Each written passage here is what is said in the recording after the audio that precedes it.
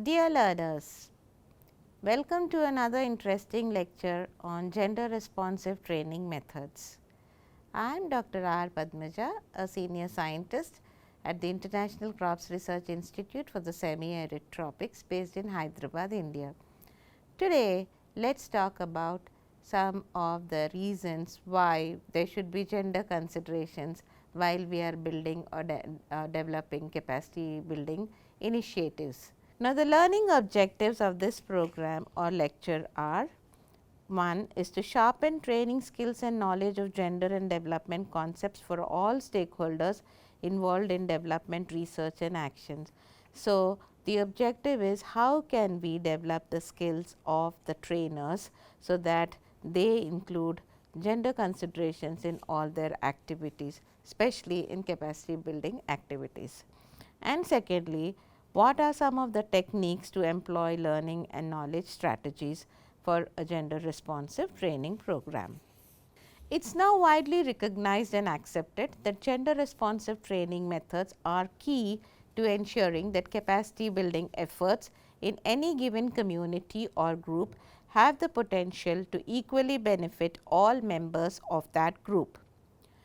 It has also been recognized in the literature, and especially IFSC 2021 says, in learning and educational contexts, gender responsive training design can help to expand and enrich the pool of ideas and opinions from which all stakeholders draw, and thereby equip them to navigate the full spectrum of challenges they are likely to face in their various pursuits.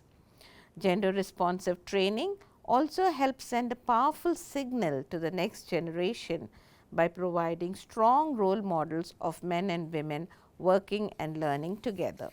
What do we mean by gender responsive training or learning methods? Gender responsive training or learning methods include methods and materials that take into account the specific needs of male and female farmers. What is taught, how it is taught, how is training or learning taking place in the context of male and female students. So, this is what is referred to as a gender responsive training methods. Now, these methods encompass teaching methods and learning materials that consider the specific learning needs of male and female participants, and where these may differ, as well as how gender dynamics, roles and expectations can impact the learning experience. It is concerned with what is taught, who is doing the teaching, how, where and when teaching takes place, and how learning occurs. Gender responsive training goes beyond the simplistic view of who is present in the interactive classroom or in a group meeting or a training venue or even a virtual learning platform, to instead look more deeply at ensuring that participants, each and every one, has equal opportunity to actively participate and benefit from the training. Now, let us look at an example by UNICEF in how to integrate gender in the capacity building planning process. Now, in the central or the core theme is integrating gender in this planning or capacity building process.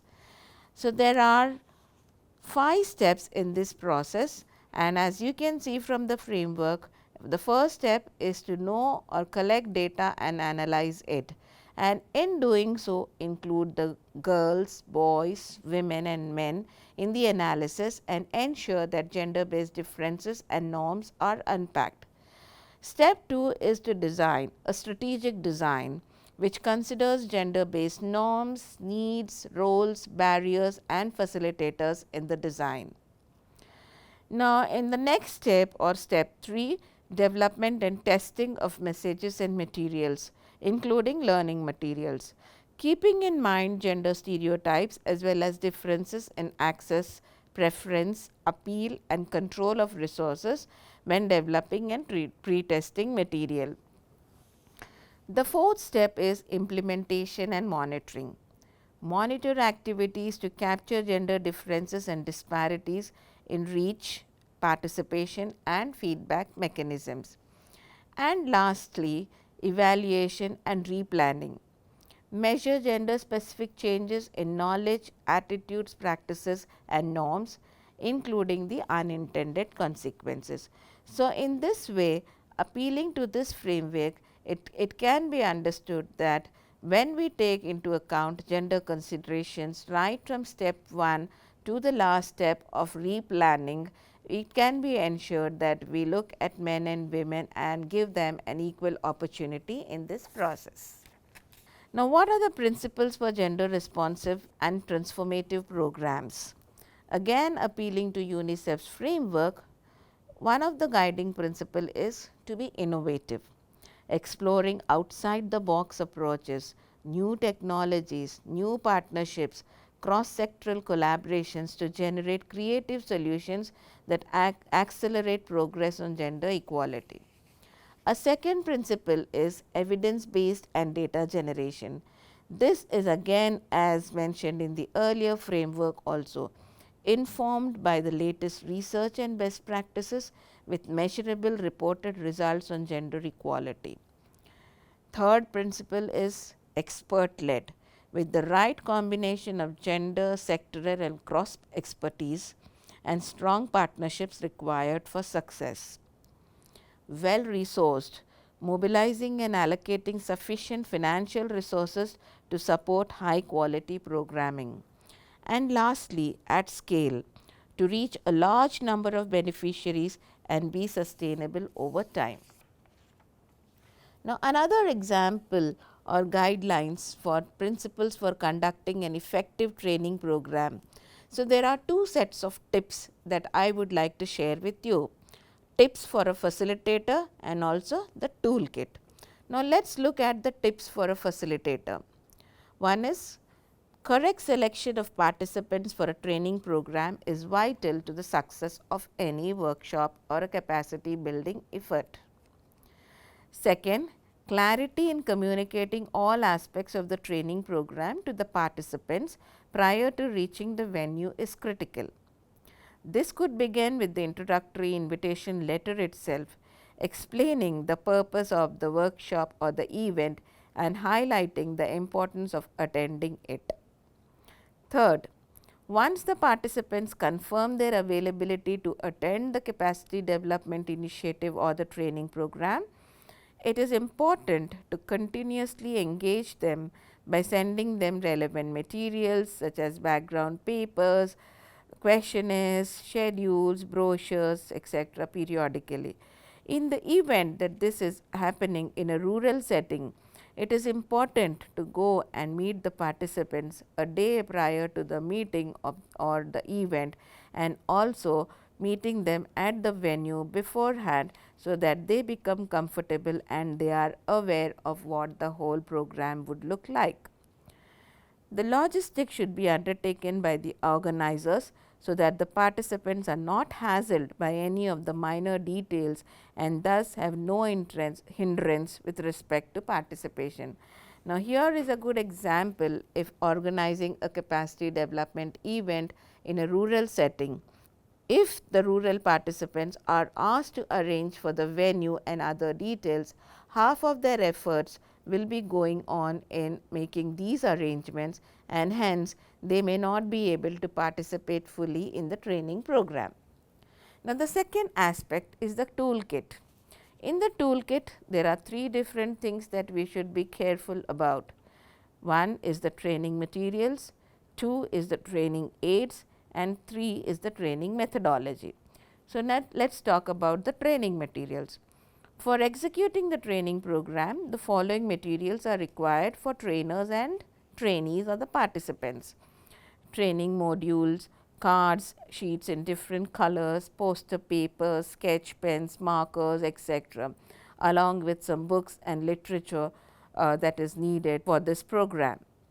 Training aids includes multimedia projectors if it is needed, microphones, projection screens, laptops, etc., digital cameras, voice recorders, etc. And lastly, training methodology. The training program will be implemented using the participatory approach, which we are going to detail in the subsequent slides. Some of the major methods that will be used during the different sessions are interactive lectures with multimedia presentation and participation through question and answer, group and individual exercises, general lectures, lectures followed by discussion, brainstorming, small and large group focused discussions, experience sharing, field visits, etc. Now, trainers can promote a gender responsive environment. How? Let us see that. One is by valuing equally the learning ability of both male and female participants or learners or stakeholders. Second, facilitating abilities of both female and male participants to learn. Third, reacting cautiously to unfriendly and potentially gender biased attitudes of all participants. So, the trainers should be always looking out for such behaviors and then trying to ignore these behaviors or correct them if needed in a very pleasant and friendly manner without hurting the emotions of any of the participants. And lastly, looking for characteristics or behaviors that may result from social norms that may hinder learning or performance.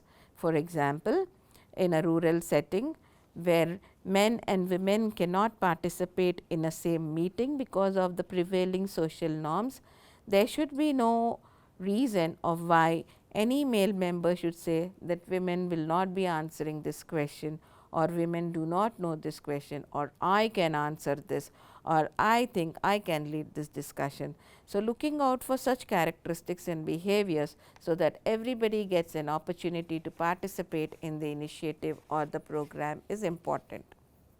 Alongside what we mentioned above, trainers can also promote a gender responsive environment by promoting gender sensitivity for all relevant stakeholders. Based on a felt need for gender considerations to be integrated into any development programs, these programs have an overarching goal to incorporate gender issues in their policies and strategies and ensure resulting projects are gender responsive. Equally important is that trainers remove the biases that they have and go with an open mind for the training program.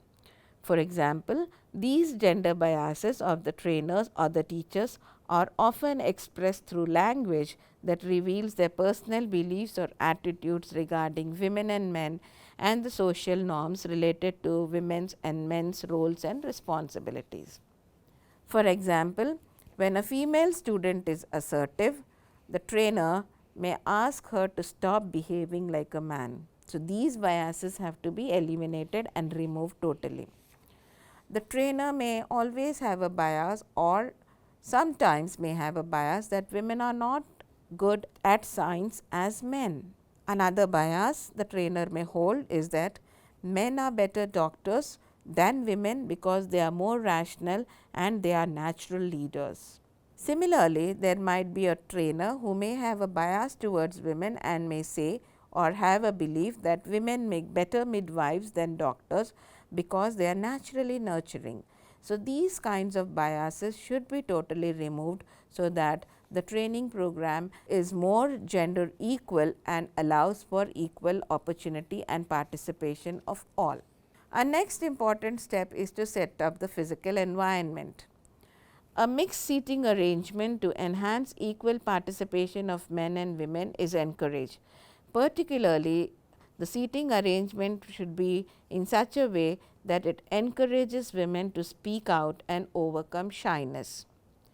The trainer and taught both are positioned at the same level to ensure equity. In many situations, we see that the trainer is sitting on a podium or at a higher level and the participants are at a lower level. This may be possible in a classroom setting, but in the field setting or in places where learning happens two-way, both the trainer and the taught should be at the same level and there should be no difference so that there is equity that is ensured. Now, designing learning and teaching materials. Now, in designing the learning and teaching materials, care should be taken and there should be prior information, understanding and planning to see how many women and men are mentioned in the text or images. When and how often do women characters appear compared with male characters? Inclusion is very important. People from different activities or social backgrounds should be included in the training program. Projection of roles by gender should be avoided. For example, giving an image where caregivers are women, leaders are men, victims are women, farmers are men. Those kinds of roles by gender should not be projected, and care has to be taken while designing the learning and teaching materials. And lastly, using a gender neutral or a gender inclusive language by the trainer and also by the taught is to be encouraged. Some fallacies of standard learning and teaching materials include images or teaching materials which depict men as powerful, assertive and intelligent, depict men in leadership and professional roles, portray women as weak and passive, submissive, depict women in domestic, caregiving and or supporting roles. So, therefore, it has to be remembered and great caution to be exercised that gender responsive teaching methods are free of and or challenge gender stereotypes. Now, while designing learning and teaching materials, it should also be remembered that who are the heroes or the heroines in our teaching materials. Are we depicting women as lesser people or as victims and men as heroes? How can we ensure that there is equal representation of men and women in the teaching materials? Visual appearances are very important while designing learning and teaching materials, and equal partnership between men and women should be encouraged. Now, during interaction or during the conduct of the program, there is a need to promote gender sensitivity. And how do we do this? Giving equal chance to both female and male participants to interact, to speak out, positive reinforcement to both women and men, creating an environment to reduce or remove shyness and or fear, have mixed groups if socio-cultural norms allow and it is possible, and giving equal opportunities to both women and men to lead the discussions in many times. Some of the basic principles for organizing or convening effective meetings is given in this slide. Examples include: one is using the right methodology, whether you want to do hands-on demonstrations or you want to do practice sessions or you want to take them to their own fields and show it in person. Use the right language. Use the language spoken by participants rather than a national or an international language if appropriate. Women in particular may be less fluent in national languages.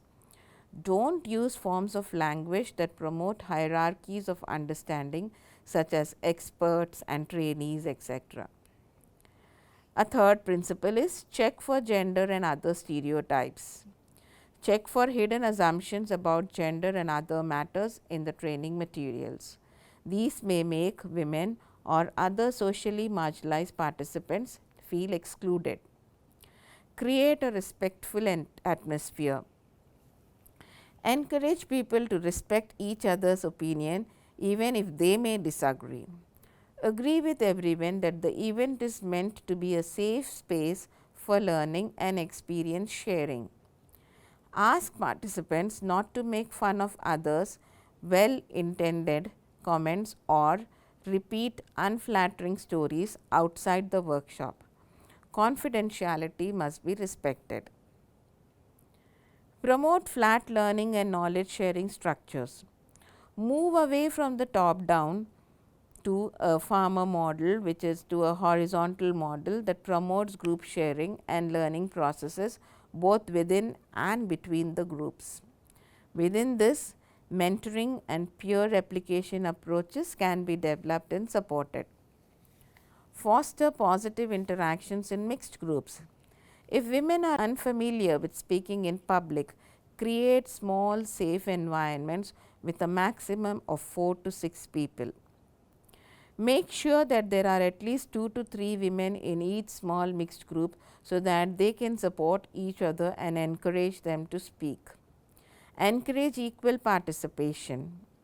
Role playing can be fun while encouraging debate around potentially sensitive topics such as marketing. Ensure that power relationships between women and men in a group setting. It is better to have equals in a group rather than somebody from two different social groups or somebody who is the landowner and a landless labor.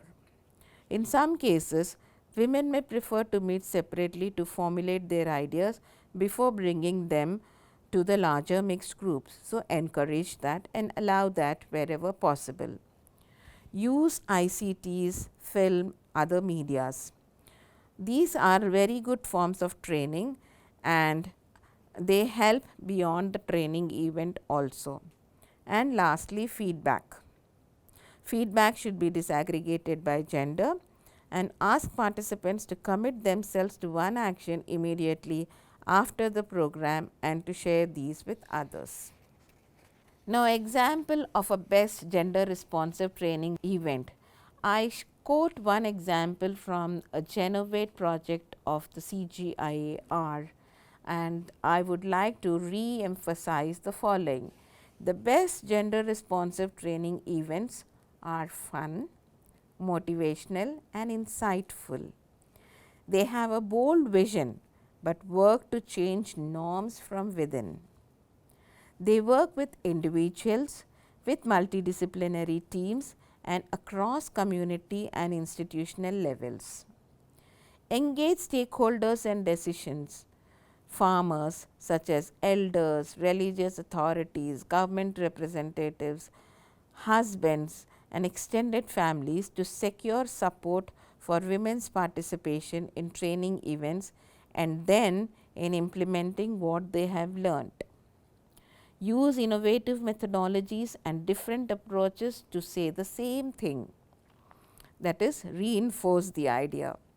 And lastly, support men as well as women towards positive change.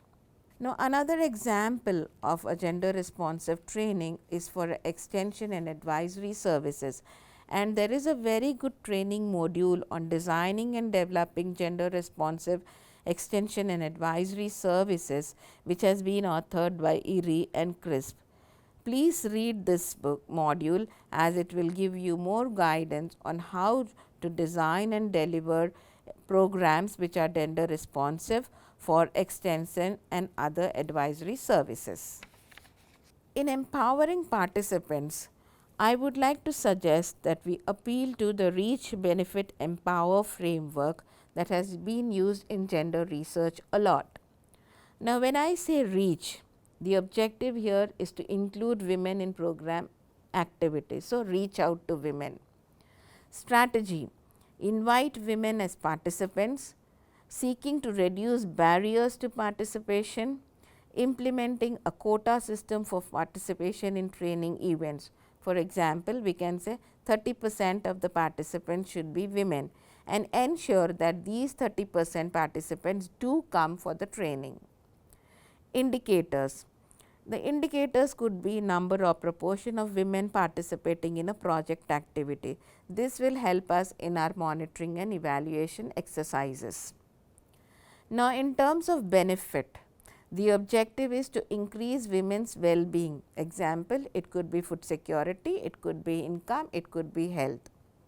The strategy then would be designing a program to consider gendered needs, preferences and constraints to ensure that women benefit from project activities.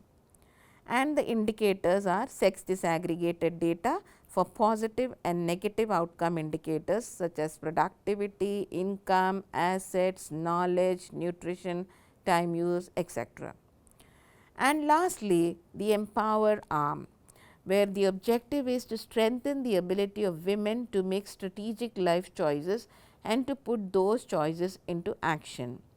The strategy would be enhancing women's decision making power in households and communities addressing key areas of disempowerment. Indicators could be women's decision making power. Example, the decision making over agricultural production, income, how the income can be used, or household food consumption, reduction of outcomes associated with disempowerment. Example, gender based violence, time burden, etc. So, the same principles of the reach, benefit and empower framework can also be included in designing and developing and implementing a gender responsive training program.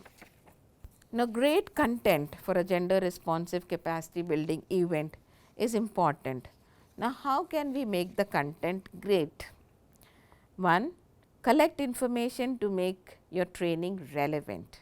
So, if we can make our training relevant, automatically the content would be also great.